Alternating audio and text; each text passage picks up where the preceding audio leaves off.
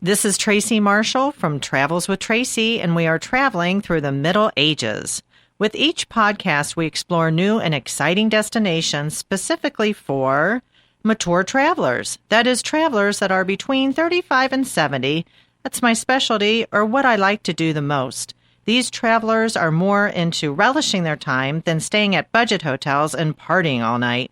I enjoy people who want to experience where they are, be it an adventure trip, let's say whitewater rafting in Costa Rica, or those who enjoy the cobblestone streets of a quaint French town, sitting in a cafe and enjoying fine wine and cheese, or hiking to Machu Picchu. Those are the people I identify with.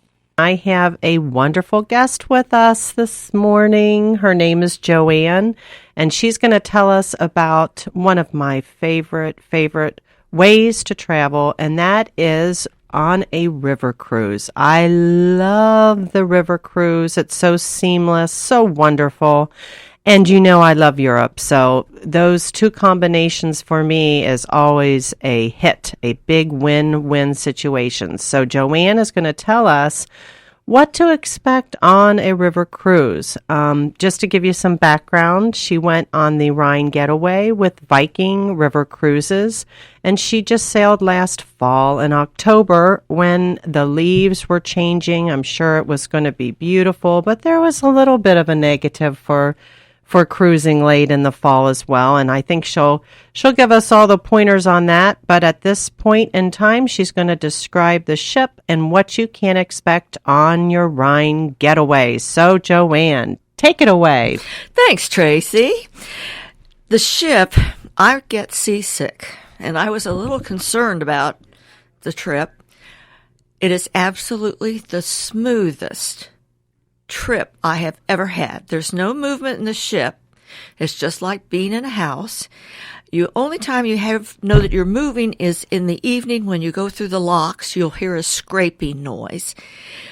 The rooms were wonderful, very well taken care of, everything first class. We had a balcony that we could go out and see as we went by on different things that interested us at the time. For handicapped people, there were elevators, wide stairs. The baths were capable of taking care of handicapped people. The food was fantastic. You got a menu every evening when you went to dinner, and you could choose whether you wanted to be a vegetarian, meat, fish, and the service and the people were wonderful. And they had activities on the ship in the evening if you wanted to partake. They had one evening was Name the Song.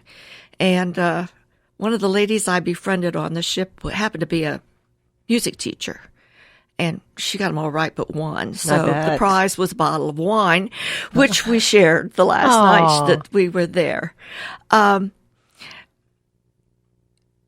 When you leave the ship, you stop at the front desk, and they give you a card with your room number on it and another card with the ship's number on it, so that if you get lost or need help, you can call the ship and they will make sure that somebody comes to you.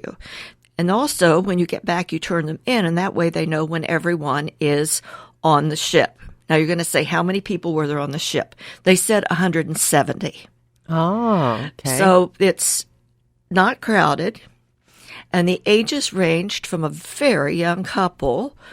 The second day, he proposed to her and gave her a 5.5 carat diamond ring, which we all went, oh yeah, over. To, well, gosh, I'm 81, so there's people older there than I was. So it was a group of all ages, and everybody became friends and talked, and it was just like a big social gathering, really. Mm-hmm. We just had such a delightful time, and when you got off the boat to go on tours, there were buses there to take you immediately where you were going. You were told where the buses would be when your trip was over. You went back, got on the bus when there were 35 people on the bus. They left, but you had to get on the right bus. You were given a ticket A, B, C, or D. So it was just absolutely wonderful. It sounds wonderful. We'll continue with this because I'd like to hear more about the ship itself, the sailing, and Viking River Cruises. So at this point in time, we'll end this session and we'll begin another shortly. Thanks, Joanne. You're welcome. Thanks for traveling through the Middle Ages with me. I would love to continue this conversation with you, so just head to my Facebook page at facebook.com/Travels with Tracey. I have a link to my page in the podcast notes.